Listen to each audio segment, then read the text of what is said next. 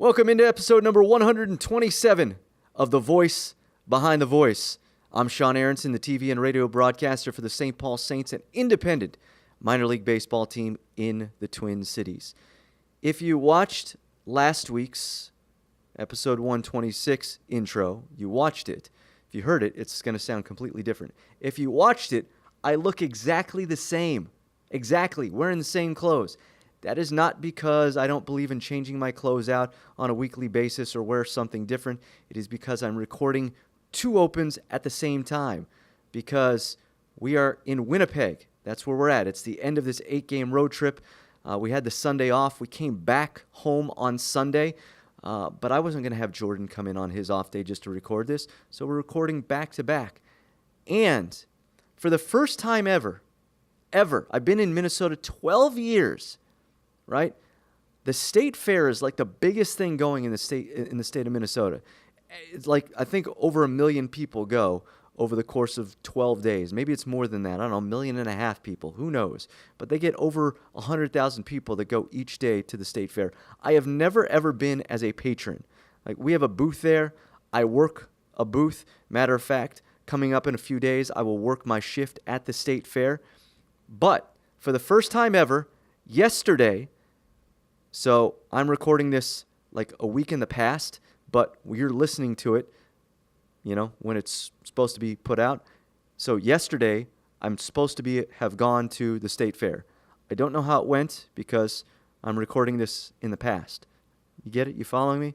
But I'll let you know at some point, maybe next week, what it was like at the state fair as a patron, walking around. How much did I actually eat?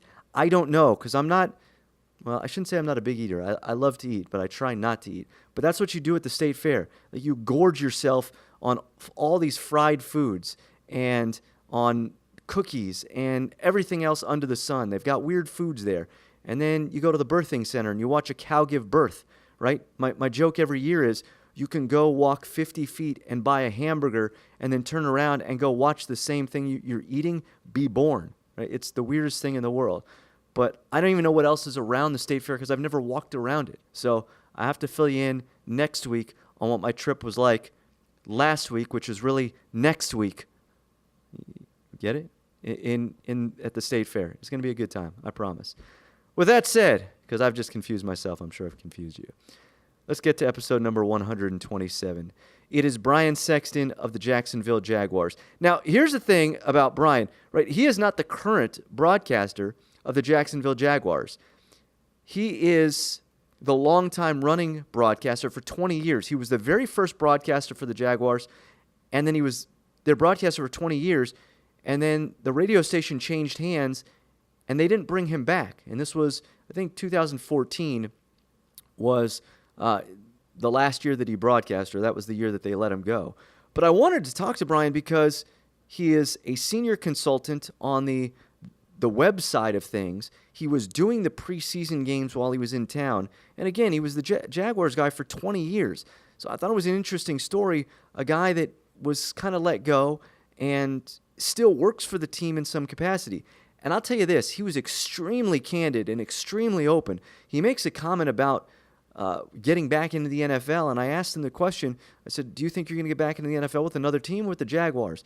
And you have to wait to hear how he answers that question because it's very interesting the way he answers that question. But the guy was extremely open and didn't pull back on any of the questions I asked. Some guys might have been kind of politically correct in the way they answered them. He wasn't. Super, super nice guy. We did this down at the hotel the team was staying at. Full disclosure, I was 20 minutes late because there are two hotels in this area with where they stayed. I never like to give it away. Sometimes the broadcasters will say where they're at, but I don't like to give it away just because I don't need 1 million people flocking to these areas. But I went to the wrong one, and I'm looking around for him, and I text messaged him, and he said, I'm sitting at the big white table on my MacBook, and I'm looking around, and I don't see a big white table, so I call him and happen to be at the other one, and so I had to get across town, and so I was 20 minutes late. But super nice. I said, look, if you've got to bail on this, completely understand. He said, no, I've got the time, and just really nice guy, because some guys might have bailed. So with that, let's get to episode number 100. So actually, before we do that, if you're not subscribed to the podcast, you can do so, iTunes or wherever you get your podcasts.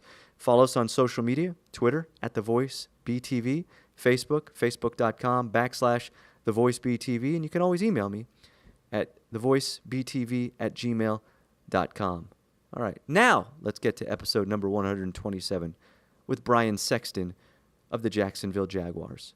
JW, roll the open. And I can remember a girls' basketball game at Shawnee Mission South.